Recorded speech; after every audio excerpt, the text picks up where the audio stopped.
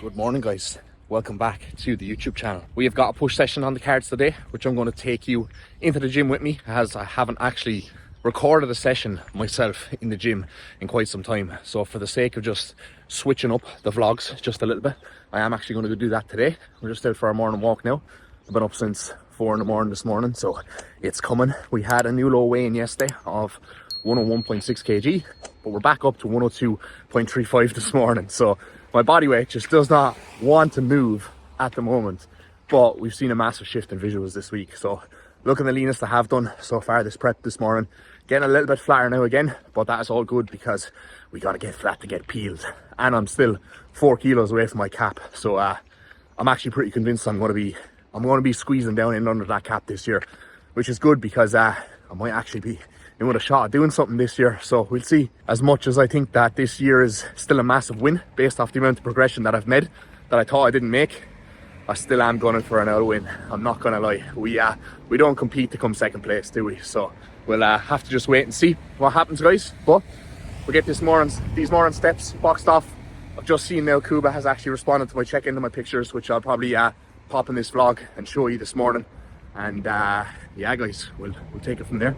All right, guys, so feedback from the boss man was that we're going to just hold tight for now, see how my body weight trends over the next kind of 2 to 3 days, and we will probably push me on from Sunday, maybe Monday time. Now, I have thought that I've needed an adjustment for a while, if I'm perfectly honest. I did actually kind of say it to Kuba, but he's like, look, just be patient.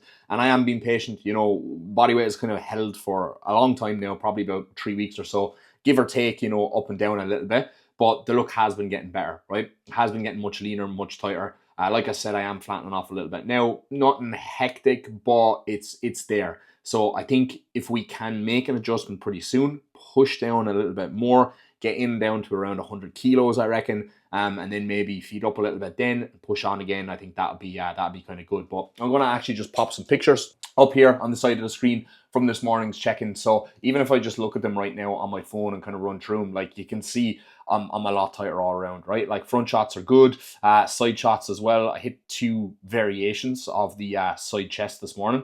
Not sure which one I prefer, so comment down below, guys, and let me know. The one where I'm kind of crunched down on my oblique, or the one where I have a little bit of a prouder chest and I'm kind of getting a little bit more width. But yeah, guys, things are looking pretty decent. Obviously, the tan helps. I have gotten a couple of comments on the tan lately, but that is the Milano tan, and the sunbed's kicking in big time, boys. But I'm pretty happy, you know, even though I am a little bit flatter, I'm pretty happy that I am still kind of full looking, especially through like the shoulders, right? Normally I tend to flatten off there quite a lot in the back, but shoulders and back kind of look like they're holding pretty well. It's just the legs I'm kind of starting to see it a little bit through the midsection, but you can see from my, you know, abs and thigh there, I'm super fucking peeled down the midsection. So yeah, things are trending in a pretty nice direction, guys. So we got pushing the cards today, and as you will have seen from a previous video, I did tweak my my right pec. So last push session, I literally did like 1 plate aside on the Smith again, and just took things nice and handy. Just went to failure with like 20 reps of like really light load. So I'm going to try and see if I can load a little bit more today. But I do actually have a flex incline fat press today, which is what I actually fucked my pec on in the first place. So I will definitely be taking a handy, nothing silly, just going to go in, do the session, talk you through a couple of talking points, and we'll see how it goes. So I will go downstairs now, guys, get myself prepared for the gym, and I'll catch up with you in there. Yes, guys, what's happening? So we have touched down at Ultraflex Rotherham for push 2. Now I've got my DJI on this little magnetic thingy here, so it's strapped to the side of the machine. So hopefully I'm going to be able to go around the gym and just stick this on things pretty reasonably and get pretty decent angles today, because I couldn't be fucked screwing it into my tripod, to be perfectly honest. So exercise number 1 up here, guys, we have got a pec fly, and I'm actually going to use this Nautilus Nitro pec fly because it doesn't actually get me into too much of a stretch like this, right? And like get at my pec like the normal prime pec deck does, or like the incline cable fly does, because I think I actually tweaked my pec on this the last time, because the incline cable fly is just fucking putting me in a bit of an uncomfortable position, to be honest. It's not really been hitting that well lately. So I tried this the last time. It was my first time ever using it. It's actually pretty decent. So I'm going to do a couple of warm-ups here. Make sure the seat height is nice and right. And then I'm going to crack on. I'm definitely going to have to pick this up and Pop it on something else. Boom, there we go. Oh yeah.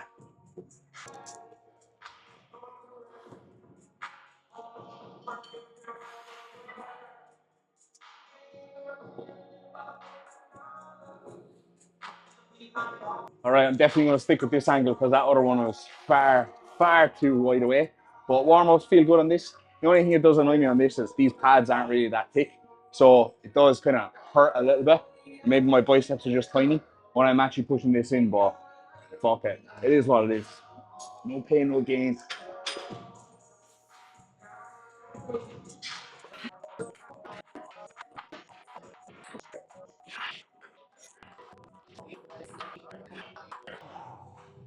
So 15 reps. I think we'll leave it there. I probably would have got another one or two, but I don't want to actually push it too hard today. I think as well, legs 2 days ago, even though I got a rep up across the board and it was a 10 out of 10 session, I can kind of still feel it now today. I can feel it energy-wise, and I can also feel it as well in my legs. They are quite heavy today, so I think I need to slightly tone back and auto-regulate on the intensity a little bit. I mean, it's hard when I like feel so good for 7 weeks out to not come into the gym and not, want to empty the tank. But again, I need to be a little bit more mindful, a little bit smarter. I'm just managing my fatigue and just making sure nothing fades at all as we kind of head into the final stages of prep, as we still have many weeks to go, guys. I'm 7 weeks out tomorrow from the first show. However, I've got another 3 weeks after that until Ireland, and that is the big one. So we got to make sure that we're pacing ourselves. It's a marathon, not a sprint. Okay, guys, so I'm going to play it uber sensible today, and I'm going to shorten my range of motion quite a lot on this. I reckon one of the reasons why I have been seeing such issues with fucking injuring my pec is just because I'm going so fucking deep, right? And I am going full range of motion, and I am getting the most stretch. And for me, I do feel like that is going to elicit the most growth. It's going to elicit the most stimulus, right? But if you keep fucking injuring your pec, then, maybe you should tweak that around for a little while. So, it's hotly debated, guys. Range of motion. You've got like the Dr. Mike Istertels who believe everything should be this completely extreme kind of a range of motion. And then you've got all these top guys, top pro bodybuilders. And, when you see them doing a dumbbell shoulder press or dumbbell incline, they're not going like the whole way down on any like press. They're kind of working within a range of motion that for them gives them a good stimulus and is safe. Now, for me, I do find that, especially on a chest press, the deeper I go, the better stimulus I do get. However, I think I'm going to have to revisit that now just a little bit due to the injuries I have been picking up. Now, that's not to say that I won't revert back to going super fucking deep in the future, but I think for now, and especially for the remainder of prep, I'm going to just have to go to just below parallel and just fucking leave it at that. So I've actually adjusted the handles on this machine here to be a little bit further forward than they normally are. So normally when I'm getting set up in this, it's right back, and that's where I kind of tweaked the pec the last time, right? Coming up out of that stretch position. So I've got it a little bit higher today, and as I'm starting here, I am back below parallel, to be honest, but it's not as extreme as it was the last day. So I did a warm-up for 1 plate per side, did like 10 reps there just to get myself like very warmed up. I'm going to try 2 plates here now, see how it feels. And if this feels anyway heavy, I'm probably just going to stick with this, to be honest.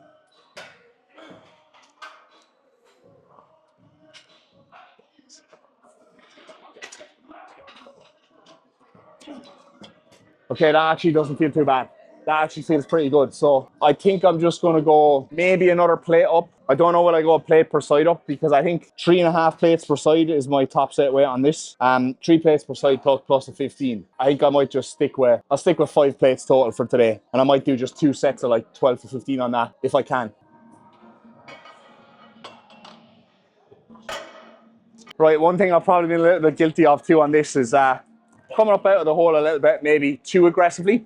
Now, you do need to be aggressive on the concentric, but I've probably been so aggressive to the point that I'm not pausing in the stretch as much as I used to before, okay?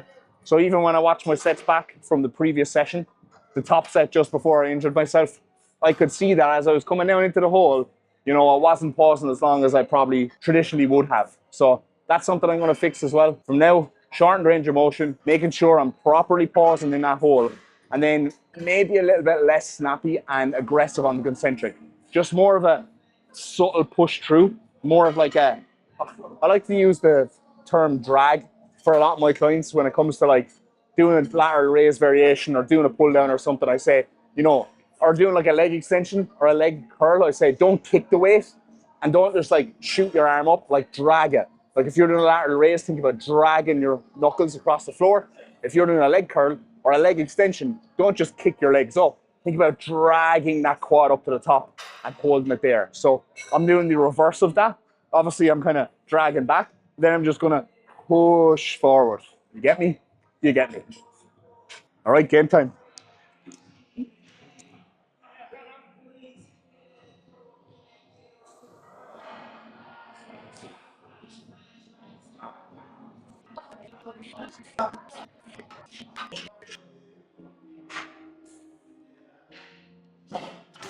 Started to feel a little bit of a pinch there, so I left it. I must say, guys, these injuries are living in my head rent free. I'm definitely not as confident now on my pressing at all as I was before. And I used to be a pretty weak presser, but now I think I'm average strong on pressing. So my strength has come up quite a lot, but I don't know if my my tendons caught up to that, because that's what it could actually be. It might not be muscular, it might actually be tendon. Somebody actually said that to me, and it made a lot of sense, because the tweaking and the snapping that I have been feeling, it is like a tendon pain. It's like, you know, if you ever get like tennis elbow and like you're doing a push down and you feel that like shock, that like almost like electric shock through your elbows, and sometimes in your knees as well. I had patella tendonitis before in my knees, and I used to feel that little kind of shock.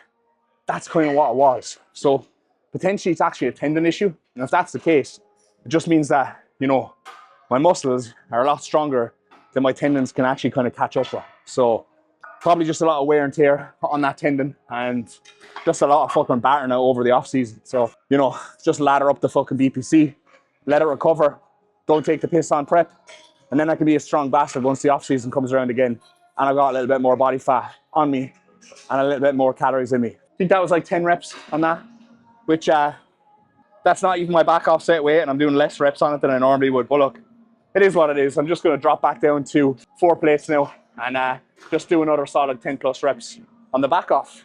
And then we'll catch up with you for the strive incline. All right, guys, so we did a couple of warm-ups on this high incline strive. It actually feels pretty good, to be honest. So I think I'm just going to stick with the weight I did on this. The last time, I just aimed to get more reps. I flopped on this pretty badly. The last time I done it, I got like 8 reps with 190. And considering my all-time PP is like 240 for 8 or 9, it was pretty bad.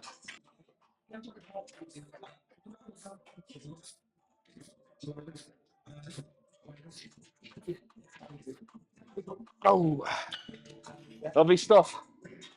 10 reps there. Didn't go for the grinder at the end. I'm happy with that. I didn't go as deep as I normally would, again, because of reasons stated. Yeah, it's a good set. I obviously have to reset and scale back on that one. So glad I didn't have to do that here. And obviously I've progressed this by 2 reps because I went much lighter on that. But look, we'll take the small wins anyway. So one thing I've actually noticed, guys, with my push days so far is that I've still been getting a pretty decent pump. I had one session earlier on during prep, just before I had a refeed or high days, where I didn't really get that much of a pump. But lately, every single session, I'm still getting a pretty decent pump. And I don't think I could say that this far out the last time around. And especially where condition is at, I definitely couldn't say that. So not that that's a good indicator of like, you know, your training performance or anything like that, because it's not. But it's just nice to still be able to get up this.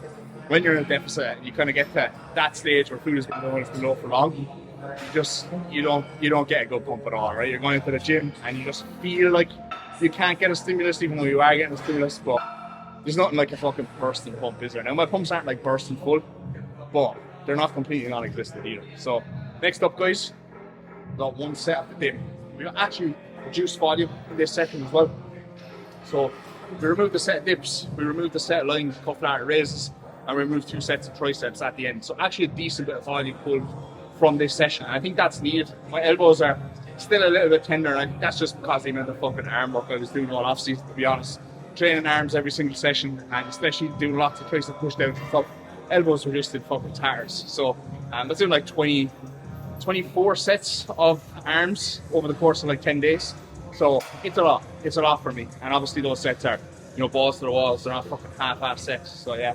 Well, 1 set of dips here, and this was a bit dodgy with the pec the last time around. But normally on these again, I like to go super fucking deep, pausing that bit. But we'll see how it feels today. So far so good. Pec feels okay. If anything, my left pec feels worse than my right pec today, which is unusual and fucking annoying, because it's like playing Russian roulette every day. I go into the gym trying to push. I just don't know what's going to flare up.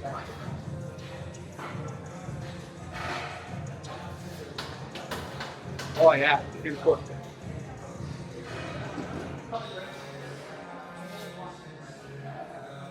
Oh man, I feel it right. Woo.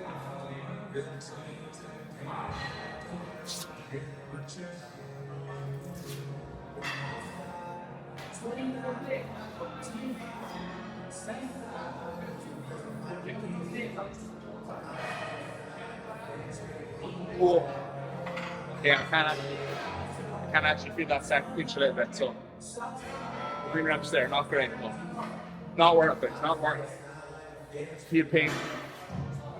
Stop. Just gotta do what you gotta do to work around these injuries. I mean, like, I feel like if this was most people and they had either of these pec injuries, you know, they probably wouldn't go into the gym and train at all for months. Or they'd go to a physio or a doctor, God forbid, and the doctor would tell them, oh, you should probably rest, you should probably not train. Right? This is what most like lifestyle people do, unfortunately. They go to like a physio or something, right? Or whoever. And they advise them, don't train. You know, like if anything is wrong with you guys, you go to a doctor. Oh, I put my back out and work. Oh, I did this, oh, I did that. The doctor is going to tell you to not train at all. Because if he tells you you can train, if you go into the gym and hurt yourself, then you're going to blame the doctor, right? So these people, they're looking out for their own fucking backs. You can train, okay? Like, I know so many people who literally fuck their Achilles and then like 2 weeks later they're walking around on it or they're doing whatever, right? You know what I mean? So like, you can work around these guys. You just gotta find a way. You just gotta stop being a pussy. I mean, if you hurt your back and work picking up a heavy box off it, or you tweak your pec, or you do whatever, pull a muscle or whatever, you know what I mean? Like, it's not the biggest deal in the world. You're not gonna go. You can still go in, you can still do something in the gym. Don't use that as an excuse for not training. Like, people make a mountain out of a molehill with injuries or leaving. You know? When people say to me, a lot of people that they're injured, I know for a fact it's just a niggle or it's a bit of mild discomfort, right? You are not like completely out of it. You're not, okay? Fair enough if you break a fucking leg, you might not be able to train legs for a while. You can still try and train your upper body though. But yeah, just something I wanted to say, something that kind of like irks me, especially when I'm in prep and I'm like, the aggression goes up and I'm not, you know, a little bit no fucks given and a little bit like no prisoners when I kind of get to this position. But yeah, you know, it's something that like I hear so much just being around like regular people or even having worked in the office before. Oh no, I can't do squats because I tore my ACL playing GA 10 years ago. Like, man, fuck off. You know what I mean? Like, you can do squats. You know, you just don't want to. And you're just using your ACL injury that you got 10 years ago as an excuse. You know what I mean? Like, all these things are just excuses, guys. Just fucking excuses that people make up all the time. I used to hear it all the time in the office. I hear it off of friends, I hear it off of family, I hear it off of clients as well. Oh, this happened, that happened, whatever. Like, oh, okay, you know, there's only so much you could do with someone to try and like just get them to have a bit, yeah, go about them and try and work around this, you know? Because people will just convince themselves they're more injured than they actually are. Again, it goes back to what I was saying in my last video when I was in with Joe trying to push. It all comes down to mindset. If you come into the gym with the mindset that you're in a diet and you're going to progress your lifts, you won't. If you come into the gym with the mindset of, oh, I'm injured, I'm not going to be able to do anything, you won't be able to do anything because you'll psych yourself out of doing it. You've got to go in and you've got to actually try. Oh, I'm injured, I can't train. Well, have you actually tried? Oh, I hurt my knees, so I can't leg press. Have you actually tried? You get what I'm trying to say? So try, and then if you can, and then if it's super painful, then come back to me and tell me you're actually injured and you can't do X, Y, Z. But there's definitely a million other things that you can fucking do. You just don't want this because you're just being a pussy, pretty much. So I'm going to wrap that rant up there. Hopefully someone put value for that. Hopefully I am curing all of your inner bitches one video at a time. Okay, I just realized my mic was off in that last clip. So if the audio was absolutely terrible for that rant that I made, then I do apologize. But I will probably fix it in the edit anyway, post-production. So we're moving on to line cuff lateral raises here, guys. Now, one thing I want to mention when it comes to isolation exercises, and I'm sure I've mentioned it tons of times before, but for anyone who's new to the channel or anyone who needs a reminder, when it comes to your isolation exercises, don't completely obsess over the logbook. Because smaller muscle groups like your side delts, your rear delts, your biceps, your triceps, you're not going to be able to continuously progress those every single week, week on week. If that was the case, I'd be doing lying cuff lat raises with 100 kilos, right? Or I'd be dumbbell curling like 80 kilos. And that just doesn't happen, right? Even if you're fucking Ronnie Coleman. So what I'll often find is that with my isolation exercises, I'll get on a really good run of progression with them and I'll work the logbook numbers up, but then they'll get to a certain point where they're a bit scrappy. I'm kind of pushing for those extra numbers. The quality of the sets that I'm getting and the stimulus I'm actually getting for those smaller muscle groups starts to diminish. And then from there, what I'll do is I'll just completely reset those exercises. So I'll move back in load. I'll get a really good quality set. I'll make sure I pause in the end ranges, and then I'll build the numbers back up from there. So even on this example here of the line cuff lat raise, right? I've worked this up to 30 pounds, and then I've gone back down to 20 pounds for my top set. So I'll do like 20 pounds, 22.5, 25, 27.5, 30, and then I'll literally drop back like 4 or 5 pegs, and I'll work back up, okay? Now when I do drop down and I reset, will I get a lot more reps than I was getting before? Yeah, of course. But they're going to be much better quality. And then that kind of reminds me of the stimulus that I'm supposed to be getting and I should feel on a side lateral raise. And after that, I can try and maintain that stimulus as I start to progress the logbook number back up, okay? If you're going into your sessions and you're thinking like, oh, I had a good session today, or my session was only average today. You know, I progressed on my bigger exercises, but I couldn't progress on my biceps and my triceps and my side lateral raises and yada yada. That's okay. It's still been a good session, right? I'd be worried if you weren't progressing on like an incline dumbbell press or, you know, your big bread or butter movements. But if it's on isolation exercises that you're not seeing progression week on week on week, that's okay because that's just not realistic. So just something I wanted to know here as we move on to line cuff laterals. And yeah, we'll get stuck in. We're looking juicy today, I must say.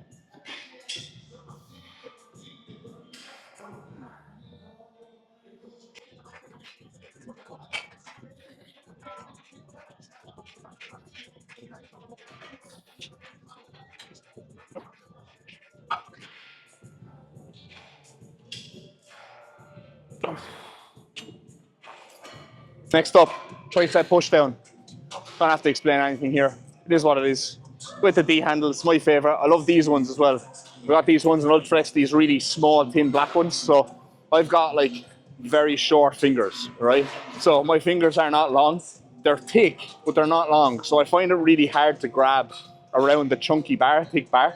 So I like really thin, short bars like this. Like I love really small barbells. I don't like really chunky ones because I can't grip them because my fucking hands are so small, right? These are just the one for me. I can grip them a lot better, and it just helps me to generate force through the handles.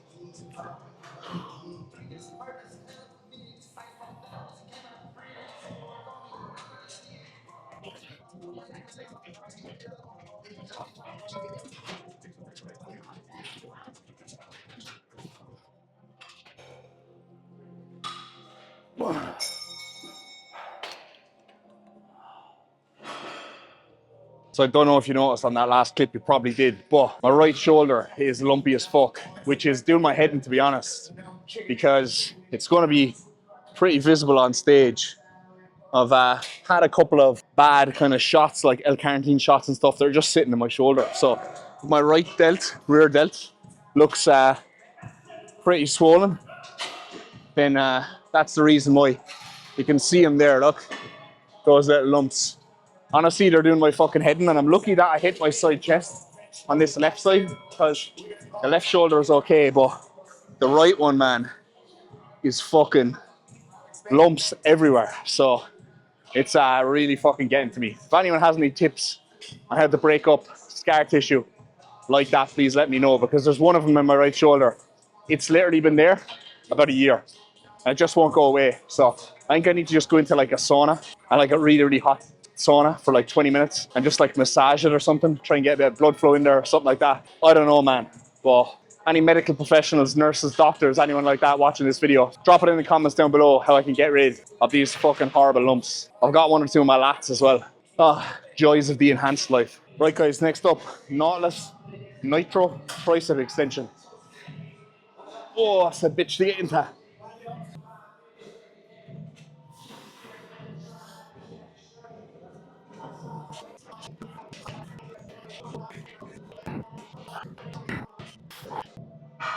Oh. Alright guys, last exercise up here. We've got a dumbbell lateral raise, so I'm just going to grab some dumbbells here. Straight in, no kissing here, don't need to warm up or anything like that. Music is very loud, so again, hopefully you can hear me, but this video is definitely getting copyrighted anyway, so fuck it.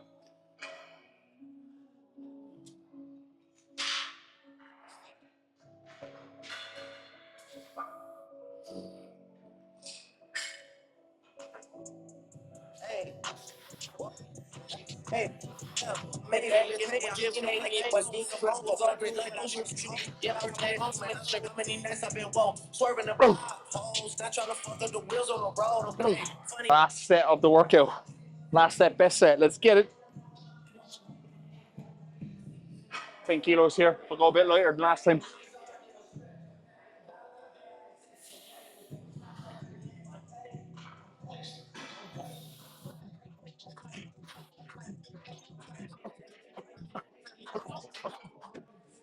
Woo.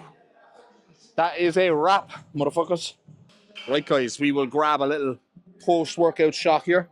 I'm going to have to put this hat back on now because the mic is attached to my head. Bear with me.